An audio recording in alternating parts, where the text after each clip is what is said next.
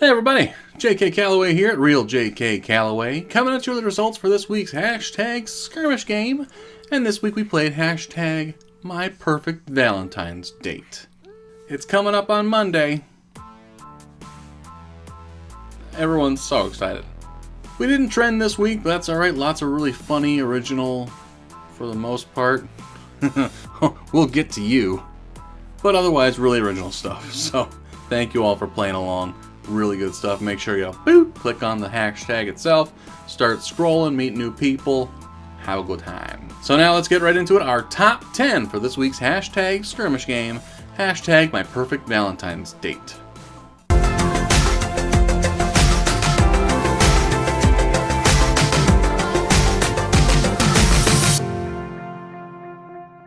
Number 10 comes from Singing Dustman, Netflix and a refreshing 8 hours of sleep.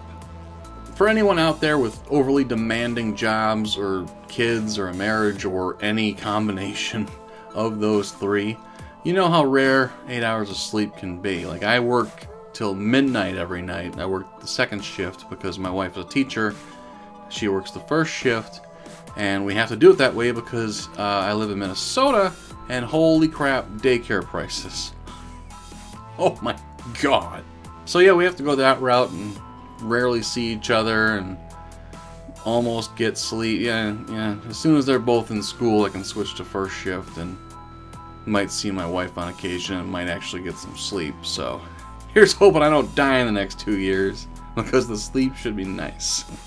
Number 9 comes from @brown_eyed girl. Beer, Chinese takeout, and watching an action/comedy movie in my underwear while I have my back rubbed. That does sound delightful, but just take off the beer and the underwear. Sounds like a real good time. Number 8 comes from @JustLiz65. Not sharing my chocolate. A woman after my wife's heart. My wife does love her chocolate, man. She'll hide it on me. She really will. And I'm not a big fan of chocolate. I'm just a bigger fan of not preparing food. So if I see something quick that's ready to eat right away, I'll just like, okay, yeah, that works. So she has to hide the chocolate on me. I completely understand, but she's a big chocolate nerd, so I try to contain myself. Number 7 comes from @ABrinkman57. My perfect Valentine's date accepts that I'm probably going to pay with a coupon from a Sunday paper. Why would you do anything else? I get that some women would care about that, but, I mean, think of it logically. If you're going to save money on the food at the restaurant, then he has more money to spend on you and other stuff. It's for you. It's your day. Number 6 comes from @SleepySod. 90s comedies with my wife, chorizo ravioli with homemade sauce, add some peace and quiet in the mix, and this is my perfect Valentine's date. Got a little aggressive at the end, but I like it. Chorizo ravioli. I've never had that. That sounds damn good. And peace and quiet. I'm never gonna have that. Number 5 comes from @Rachel_PG_Weiss. At home alone with my husband, getting drunk and doing all the freaky things we used to do before we had kids. That's the dream. I mean, my wife and I met when I was 20 and she was 17. Don't tell anyone. Clearly, we didn't have sex until she was 18, guys. I mean, obviously. But yeah, back then, shit, like everything was working perfectly and we were limber and whatnot. We went all out. And now, we're older and we have 2 kids. And like I said before, we have, jobs that we don't see each other, you know what I mean? So, like, we're lucky if we get a quick one in here and there, you know what I mean? But, like, she's always stressed and I'm always tired and the fun of marriage sometimes, you know what I mean? But you make do. Here's hoping when the kids are out of the house, she just goes crazy. It's the hope. Number 4 comes from @SportsLoverGirl. My perfect Valentine's date is to celebrate the weekend before. Who wants to spend hours waiting in line? I like it. That is some good stuff.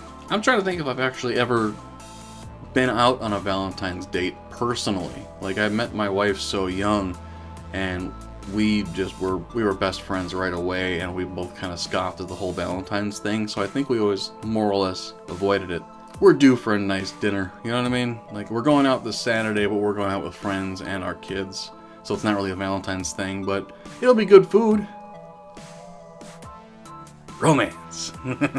Keeping it alive. Number 3 comes from J. Norton 0304. Duct taped in her trunk. That's some cold-blooded shit, keeping her in her own trunk. At least have the courtesy to give her a ride in your car. Number 2 comes from Yorkdell. Inhuman amounts of flexibility and no shame. Oh, my early 20s. It's funny, my wife will bring this up all the time. Not even like we're having sex, because I kind of know the score at this point. I'm not going to pretzel her up anymore, you know what I mean? It's just rude at this point. But if we're like wrestling around or playing with the kids and her legs go a little higher than they should if she's on her back or whatever, and we're just playing around, she'll always be like, "I'm not 21 anymore, you asshole." You know, she does yoga. She should be able to put her ankles behind her head again, right? Here's hoping my mom's not watching. Now, before we get to our number 1, here are a few honorable mentions, including one from the host at Real JK Calloway. One from me. Anyone who responds to this game with February 14th is dead to me. And plenty of you pricks did, didn't you? I was actually joking with Jeff the day before, asking him if I should change the tag, because like everyone's just going to put, "Oh, my favorite Valentine's Day, February 14th. And he's like, "Nah, don't worry about it. There won't be that many." There was many. You unoriginal pricks. Now, just to pay homage to you people who did, in fact, answer with the date of Valentine's Day, let's do an in memoriam for you asses. I will remember you. Will you remember me? Don't let your life pass you by. Weep not for the memory. You are all dead to me. One from Donna M. Langley. I'll bring my perfect Valentine's date out of the basement once he's adjusted his attitude. I must be so sick in the head. That chick is so hot to me. Like, I like a little intensity with my lady, you know, so I just looking at the knife. It makes me so happy, I don't know. One from Reaptide 1999. Does Wendy's allow you to bring candles and violinists? They should.